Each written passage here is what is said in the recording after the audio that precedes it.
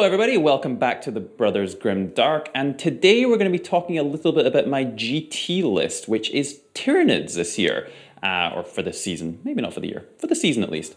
So I'm excited to see how this kind of goes. My NIDS list is a little bit handicapped with how I'm running them thematically, but I'm trying to get the most out of them to do something kind of competitive with them. So it's been really fun to look at them from kind of that angle and figure out what I can do to get the most out of them. So to start with, I am going to be running Behemoth as my Hive fleet, words. You'll see the reasons for that shortly, but it's going to be a fairly straightforward list. I'm very much going for hitting as hard as possible, trying to get as much on the table, cover as much ground as possible, and really dominate the battlefield early on, and hopefully punch really, really hard. The first thing I'm going to have to kind of build around that is Trygon Prime. He's not going to be my Warlord, but he is going to be one of the big scary monsters who's going to be tearing up the battlefield and just kind of causing as much disruption as possible. I don't think the Trygon Prime, the data is amazing, but there's two Relics and Warlord traits that I think work really well with him.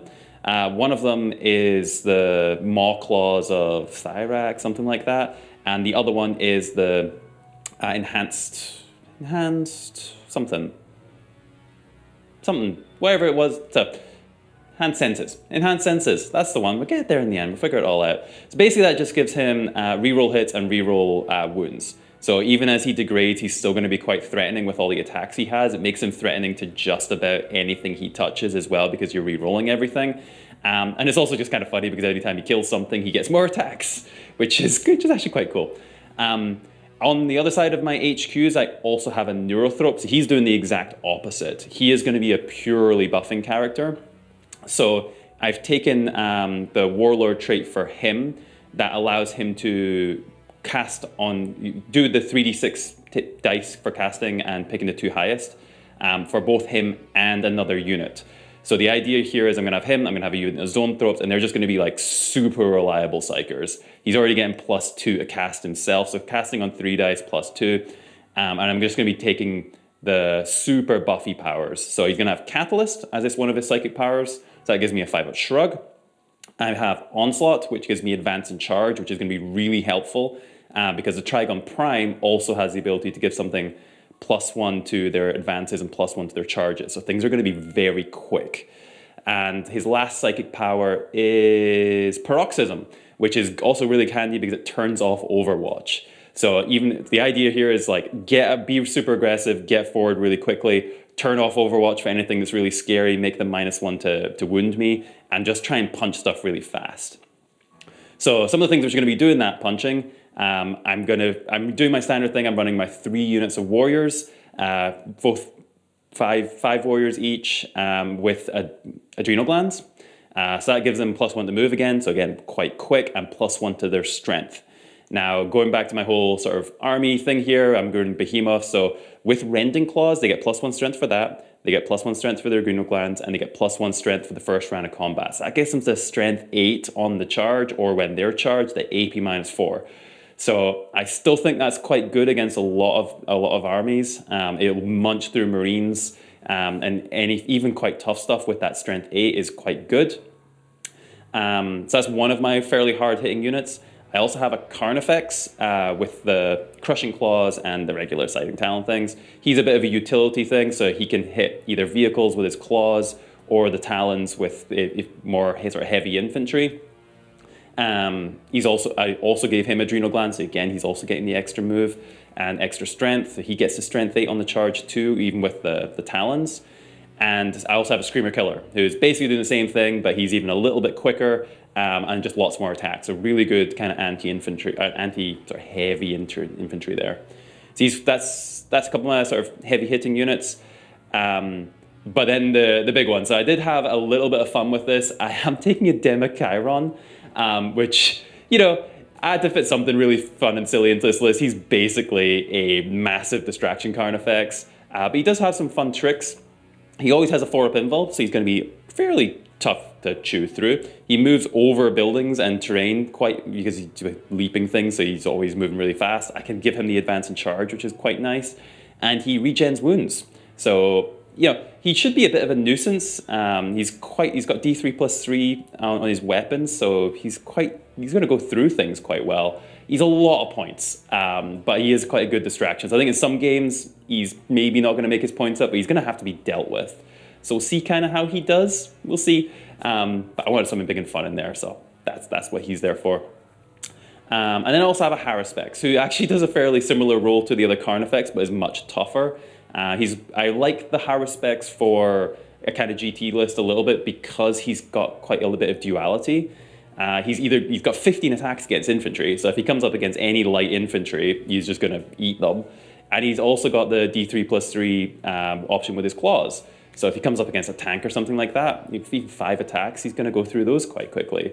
He's also toughness 8. He's the only thing in my army I think is toughness 8, so he's quite a chunky boy.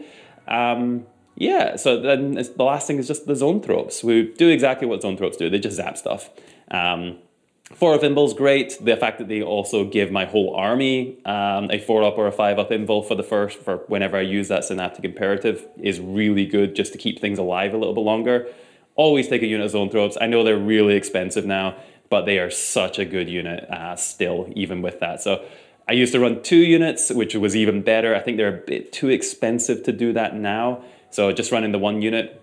But with those, they still are really good with the amount of damage that they throw out, especially with that, the Warlord trait on my Zonethrope, giving them casting on 3 dice, picking the 2 highest. So you're going to you fish for those super smites fairly early on. You're going to get a +3 to cast with the 3 of them in there, and +3 damage with 3 of them in there as well. So, and with everything else running around, you got Demachirons and Carnifexes and Warriors and Haruspexes. Like, your opponent's going to have to figure out what to kind of do with them. So that's the plan, at least. Get forward really early, flood the table, kill as much stuff as possible early on, and see how things go after that.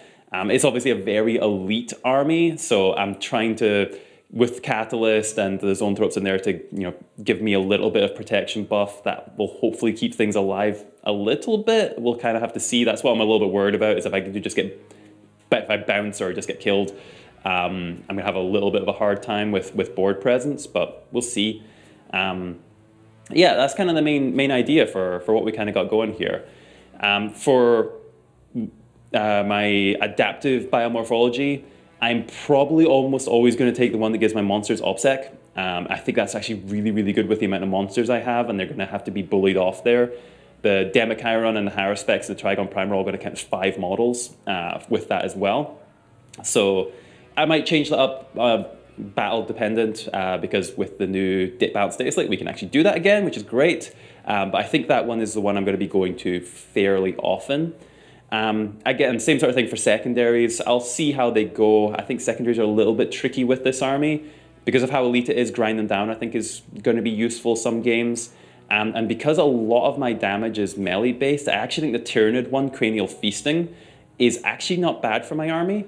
It depends who I'm up against again. But if I'm coming up against Marines or things with lots of unit champions, I can eat through. I'm getting a victory point each time I do that. And it just kind of becomes a better assassinate.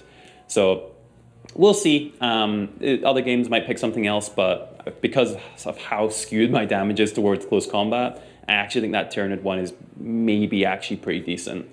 So that's kind of what I'm thinking. Things like engage in all fronts is okay. But we'll kind of see. I think that will be a mission kind of specific one to see what's going on there. Actions are tricky because everything in my army, I think I need to be killing stuff. So I'm going to probably not be going towards the action-based things. But yeah, I think that's mostly it for kind of how the army is going to play, what I'm going to do with it. I'll quickly run through my stratagems. They're all kind of based on the same kind of idea.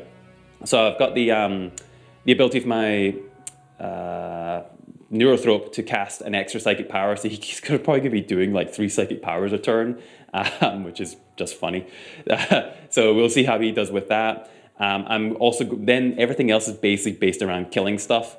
I've got the stratagem to give anything with adrenal glands the extra attack or the D3 attacks on the monsters, so they're going to be quite good for that. I also have the ability for, I'm trying to keep my monsters alive a little bit. I've got for Indomitable Monstrosity, which is basically transhuman on monsters, so they can't be wounded on anything better than 4, 5, or 6. Not sure about that one, but I think trying to keep them alive is not a bad idea. So we'll see how that does. But with the amount of monsters I've kind of got around there, it's probably going to be useful. And I have Overrun, which again, to try and score more points, like maybe things like behind enemy lines, it'll be good for. After combat, I can make an extra move. I can only do that on my core units, but I've got warriors and carnifexes and things, so I think being able to get a little bit of extra mobility will be quite useful.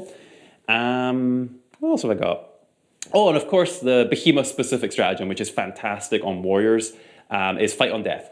So I can be fairly aggressive with my warriors. Even if they get charged and die, I can still fight back with them. So they're going to be quite a good trading unit, I think. So like I'm not going to be so worried about them just getting punched off the table, because I've always got that threat of at least killing something back. So I think in that way they'll do okay. They'll mostly be able to get their points back in most games. And I've got enough obsec with the monsters and things as well that it's okay if they die. We'll see. So I think that's mostly it. Ran through that fairly quickly, but we'll see. Lots of units, lots of killing stuff. Not a ton of board presence, but it's very fast, it's very killy. Lots of high AP, and like everything in my army is strength 8 on the charge, basically. And I've got some Zonethropes running around just zapping stuff as well. So we shall see how all that does. It's going to be really interesting to see how it goes against all of the different armies we've kind of got on the channel. I think in some matchups it might do better than others, and it's going to be about how well I can pick secondaries to score and try and stay alive. But yeah, that's it. Let me know what you've got thoughts on. I know that, we said, with the way I kind of have my army set up to be melee focused, I'm not getting the most out of some of the data sheets in the NID list, but if you've got ideas for what I can do to maximize this, please let me know down in the comments below. And definitely follow our Challenger series to see how the NIDs do. Yeah, so we'll get them on the table very soon, and let battle commence.